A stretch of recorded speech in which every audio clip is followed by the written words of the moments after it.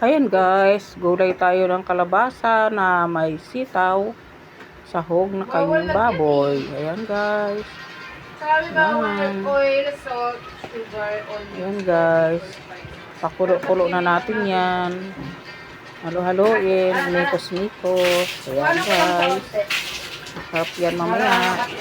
Gataan. Masarap yan. Ayan guys.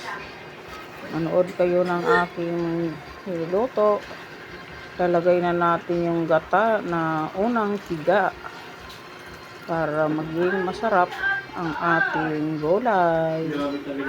Ayan guys. Oh. Sarap yan, gulay na kalabasa.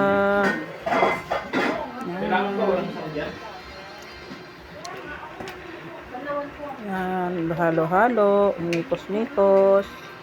Mikos-mikos natin yan para masarap maghalo-halo yung kanyang lasa. Yan. Ayan guys, pero pit-pit-pitin natin, pit-pitin natin. Ayan, lagyan natin siyang paminta. Paminta yan guys. Ayan, lagyan natin ang paminta. Oops. Medyo nadamihan yata Pero mas masarap pa rin kahit na maanghang yan. Sarap yan kasi wala man sili, kundi paminta lang na crack. Yan lang inilagay ko dyan. Paminta na crack. Yan guys. Sarap din mamaya. Yummy. Yan guys. Pag makain mo yan, matikman mo yan, makalimutan mo ang yung pangalan. Yan guys. Yan. Diba? Masarap yan mamaya. Hintay mo lang. Yan. Lagyan natin ng suka yan. Yan, tingnan mo. Suka yan guys. Suka. Para masarap.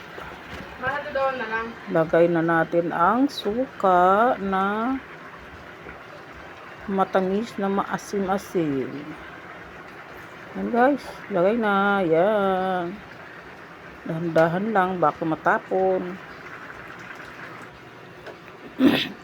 Hintay-hintay hanggang sa maluto. Yan guys. Okay na yan guys.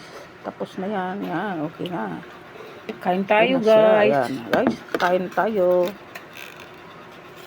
Kain tayo para ulang gulay kalabasa. Yan guys. Yan. Nagsasalita siya. Kaya lang hindi natin naririnig. Ayan.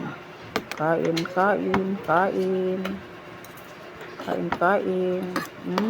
Sarap. Yummy.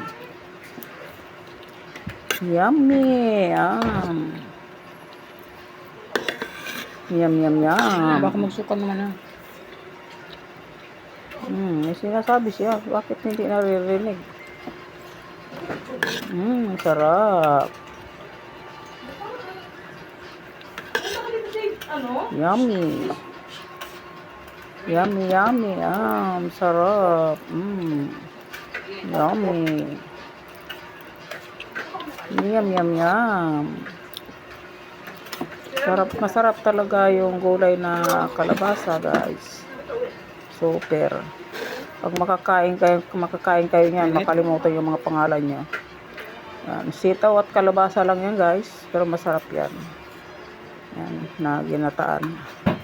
Yan, hihipan natin kasi mainit Baka mapasa ang ating bibig. Yan guys, yummy. Buti po sa inyo nilaki ng mga yan.